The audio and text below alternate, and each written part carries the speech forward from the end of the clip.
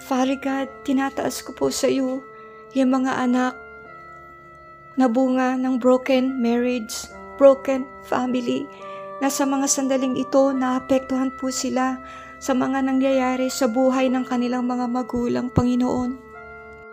Panginoon, sa kabila ng pagtatalo, pag-aaway, di pagkakaunawaan ng mag-asawa, hindi nila napapansin, Panginoon, na nadadamay ang kanilang mga anak sa hidwaan nila. Panginoon, sa mga sandaling ito, hipuin niyo po ang mga anak na to. Hipuin mo po sila, Panginoon. I pray that you comfort them, Panginoon, sa mga sandaling ito. Comfort mo po sila, Panginoon. Comfort them, Panginoon. Alisin mo, Lord, ang mga nararamdaman nilang sakit, Panginoon. Help them, Father God. Help them, Panginoon, na malagpasan ang mga pagsubok na to. Malagpasan ang problemang ito.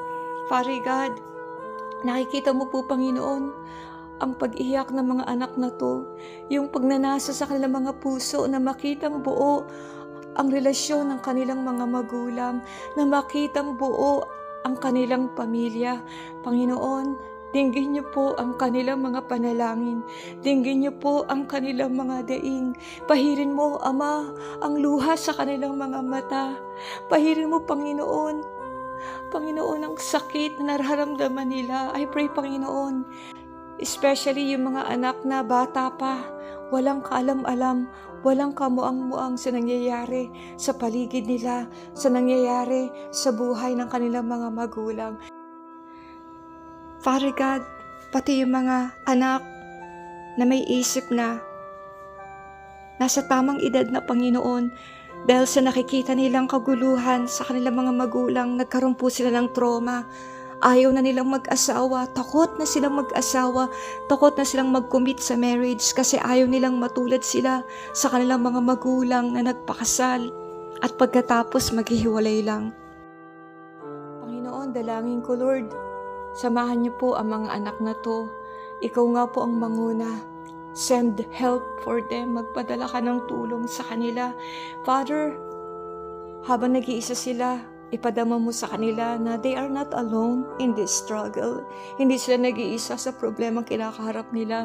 Magpadala ka ng mga tao na makikinig sa kanila, na mauunawaan sila, Panginoon, nadadamay sa kanila sa ganitong klase ng sitwasyon, Panginoon.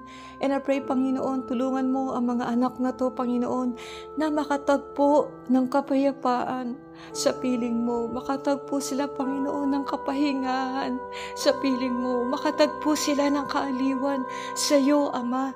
Panginoon, abutin mo sila sa pamamagitan ng panalangin ito, Panginoon. Abutin niyo po sila. Panginoon, yung ibang mga anak, nawala na po sila ng ganang mag-aral. Nawala na po sila ng ganang mangarap para sa kanilang buhay dahil nakikita nila ang gulo sa loob ng kanilang tahanan. Hindi sila makapag-focus, hindi sila makakain, hindi sila makapag-aral, Panginoon. Sa kanilang isip, ano pang saysay ng pag-aaral, ano pang saysay ng pagsisikap nila kung wala na silang uuwi ang buong pamilya. Panginoon, I'm standing on the gap. I'm standing on behalf of these children, Panginoon. Tumatayo po ako, namamagitan po ako, Panginoon, para sa mga anak na to.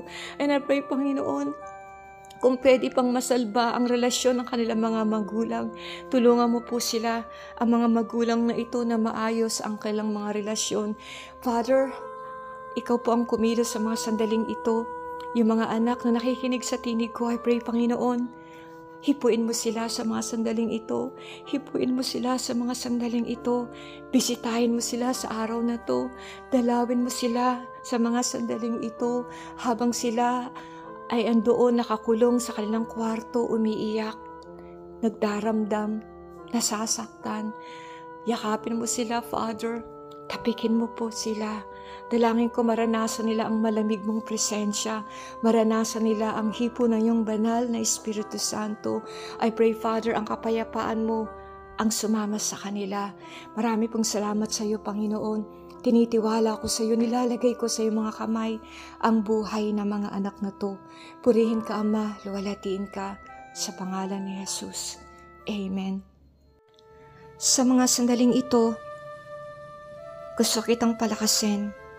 Alam ko na hindi mo maunawaan ang nangyayari sa mga magulang mo kung bakit sila lagi nag-aaway at bakit sila nagplanong maghiwalay na lang. Alam kong masakit. Alam kong marami kang tanong sa isip mo, sa puso mo, at nagkaroon ka ng takot na baka mangyari din sa'yo ito, kaya ayaw mo nang mag-asawa, ayaw mo makipagrelasyon. Gusto kitang encourage sa mga sandaling ito. Huwag kang mawala ng pag-asa, patuloy kang lumuhod sa Diyos, patuloy mong idalangin na magkaayos ang mga magulang mo. Huwag ka sanang panghinaan ng kalooban, huwag mong pag-alinlangan ang Diyos, sapagkat sa lahat na nangyayari sa buhay mo, may plano ang Diyos at may dahilan. Look up to Jesus, sa Kanya ka lang tumingin, sa Kanya ka lang magtiwala, at sa Kanya mo mahahanap, matatagpuan ang kapayapaan na iyong hinahanap. Nawa pagpalain ka ng Diyos at samahan ka niya at makakaraos ka rin kung magtitiwala ka sa Kanya.